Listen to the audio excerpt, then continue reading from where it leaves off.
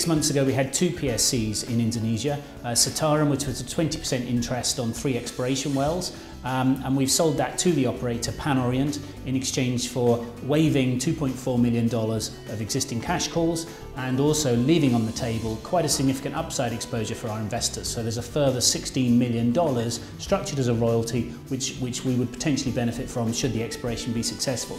So we've repositioned that from a high cash burn, high potential asset to 0 cash burn, and yes, a little bit less upside potential, but there's upside potential nonetheless, and that $16 million as a proportion of our market cap is still a very nice ratio. So that's Sitaram, which we have now exited. The other is Bankanai, and this was a 5% carried position, which we've recently sold again to the operator, this time Salamander, and we've done that in exchange for $4.5 million of cash immediately.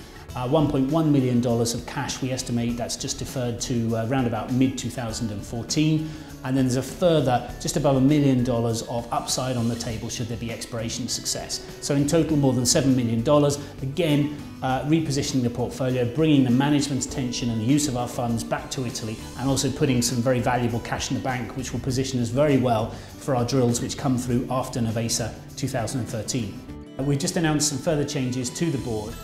So we're sad, of course, to see Ilham Habibi leave us. He's been a great contributor to Sound Oil for many years now.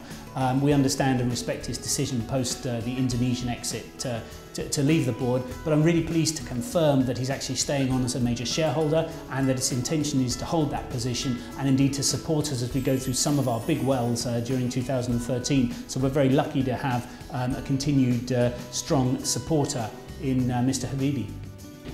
We're AIM listed and we are a high upside Italian play. We've got some great assets, both in terms of breadth and depth of our portfolio, and we're in the process of turning that into shareholder value through price accretion. That is something which will take us 6 to 12 months to drill a couple of very material wells, and the action starts now.